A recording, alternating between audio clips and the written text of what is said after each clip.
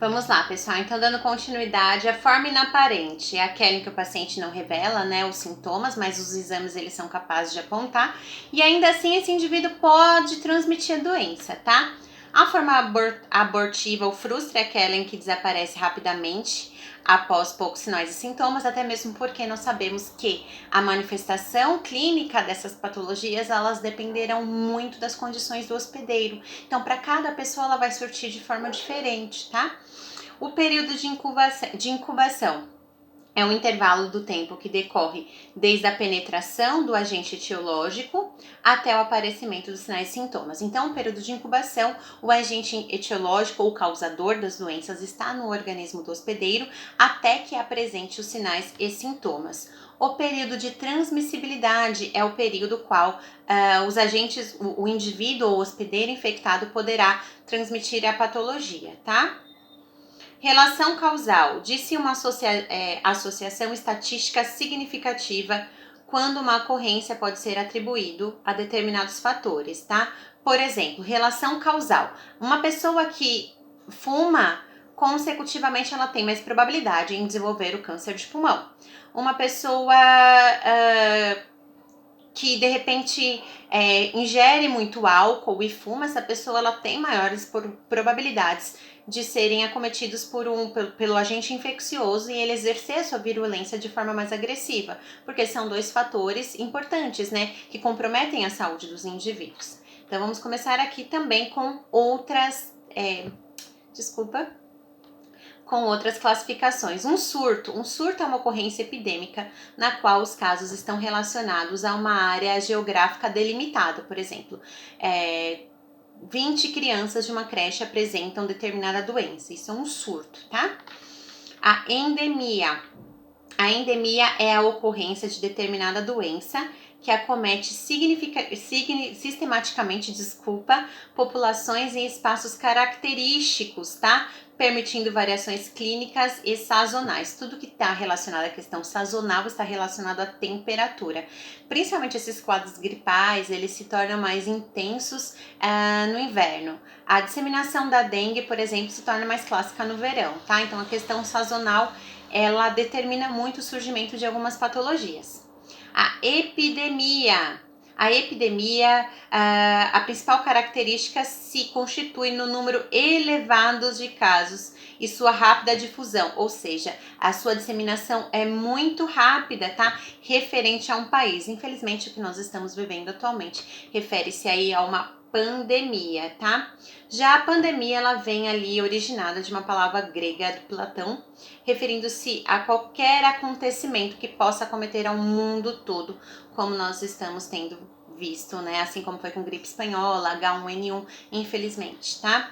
A maior mobilidade, o número de viagens, eles aumentam essa probabilidade. Então, essa questão das pessoas saírem de seu país, né? Então, a princípio, as doenças, elas estavam ali concentradas em determinados países. À medida que essas pessoas saíram do seu país, aqui o artigo diz isso, à medida em que as pessoas vão a outros países, consecutivamente há uma disseminação desses agentes causadores da patologia, os agentes infecciosos, e consecutivamente em números mais alarmantes, tá?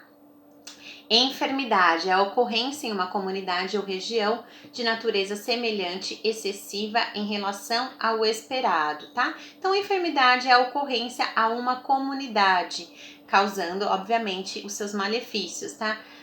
Bom, e gente, eu acho que é isso. Então, a equidade, a distribuição proporcional de determinado atributo ou direito populacional junto com eficácia, liberdade de escolha e maximização de saúde, tá? Então, quando a gente fala de equidade dentre a questão da nossa saúde pública, a equidade, ela está relacionada a promover aos indivíduos maiores condições deles se igualarem dentro da sociedade e terem uma vida plena, tá? Então, quando nós falamos ali também no SUS, né, sobre a equidade, significa favorecer aos indivíduos condições para que eles se recuperem e que sejam inseridos na sociedade. Dentro da saúde pública e epidemiologia falaremos muito sobre equidade, é fornecer condições. Então, por isso que nós recuperaremos os indivíduos para trazer-lhes condição de que se adequem a toda uma sociedade, tá? Então, por isso que a saúde pública em nosso país, ela trabalha tanto no período pré-patogênico, antes da instalação da doença, no período patogênico, quando a doença já está instalada, e no pós-patogênico, que é na reabilitação, para que assim a gente possa fornecer a esses indivíduos a equidade, condições deles se igualarem, se inserirem novamente na sociedade, tá? O trabalho do SUS, ele não se limita tão somente no cuidado da doença quando ela está instalada. Depois da instalação da doença, é essencial que os profissionais de saúde do SUS forneçam a esses indivíduos condições de se reintegrarem novamente à sociedade. Vamos continuar aqui ainda com algumas conceitos, tá? Então, etiologia é o estudo da origem das coisas, tá? Bom, e os fatores de risco, pessoal, eles estão relacionados ali com comportamentos, né? Por exemplo, tabagismo, álcool, drogas, promiscuidade sexual. Os fatores de risco também estão relacionados à moradia inadequada, falta de alimentação adequada, faltas de serviços de saúde, a dificuldade do acesso ao serviço de educação. Então, esses fatores, eles fazem com que essa população ela esteja mais vulnerável e apresente ali os fatores de risco, falta de saneamento básico, falta de higiene, ambientes com maior poluição. Então, os fatores de risco estão relacionados a isso, tá? O hospedeiro, pessoal, deixa aqui a vocês, o hospedeiro é sempre aquele indivíduo que vai abrigar o agente infeccioso, tá? E a resistência é o conjunto, são vários mecanismos do organismo que servem de defesa contra a invasão ou multiplicação dos agentes infecciosos. Quando nós entramos em contato com agentes infecciosos, o nosso cérebro, o nosso sistema de defesa percebe a presença desses agentes infecciosos, desses invasores, e cria uma série de defesa para nos defender.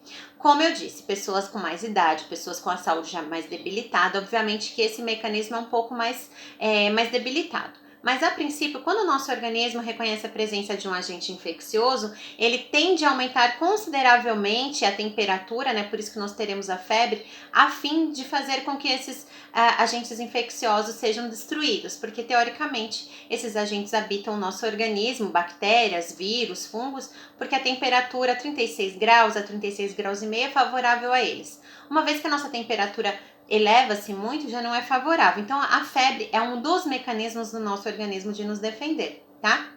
Assim como também a ação das nossas células de defesa, tá bom? Que vão aumentar consideravelmente o seu número, farão diversos processos para destruição. A resistência natural é aquela que depende de anticorpos, tá? Pode ser genética. E a susceptibilidade é a fragilidade, tá? E possibilitando o adoecimento. Existem pessoas que são mais susceptíveis. Por exemplo, a Covid-19, as pessoas com maior idade, com idades mais avançadas, pessoas com doenças do sistema imunológico, pessoas com diabetes. Então, são pessoas mais susceptíveis, porque se entra em contato com agente infeccioso, obviamente ele terá uma ação mais intensa, tá? Informação, a descrição da realidade associada a um dado, tá? Informação referente a determinada patologia. O indicador de saúde indica a situação de saúde de uma população ou de um indivíduo, tá? E a morbidade mostra o comportamento da doença e dos agravos na população. A morbidade, ela apontará quais foram a incidência, a prevalência dessa doença e quais foram as possíveis sequelas e os comprometimentos pela doença causada, tá ok? A incidência de uma doença, ela é devidamente vista ali como o local em que o número de casos em um determinado local a qual ela comete os indivíduos, tá? E a prevalência, deixa eu só arrumar aqui, a prevalência significa predominar. A prevalência indica a qualidade que prevalece, tá? Então, portanto, a prevalência, ela está relacionada ali com os números que prevalecem naquele atual momento, tá? Havendo devidos cálculos para que assim possamos contabilizá-lo. E a mortalidade é a variável que está relacionada ao número de pessoas que vêm a óbito pelaquela patologia, tá ok? Risco atribuível à medida que indica o que se esperar quando quando acontece a ocorrência de um agravo à comunidade. E a relação dose-resposta mede a associação entre as doses de um determinado fator a que os indivíduos estão expostos e o aparecimento de danos, tá? Então, aqui na relação dose-resposta é a relação em que os indivíduos estão expostos aos fatores de risco e como eles respondem, tá ok? Aí deixei aqui também falando um pouquinho sobre a vigilância sanitária, tá? A Anvisa, que tem por finalidade proteger a saúde da população através do controle sanitário em comércios, em hospitais, a fim de proteger a integridade dos indivíduos, tá ok? Pessoal, muito obrigada, tá? A gente vai dar continuidade ali no fórum e a gente já se fala.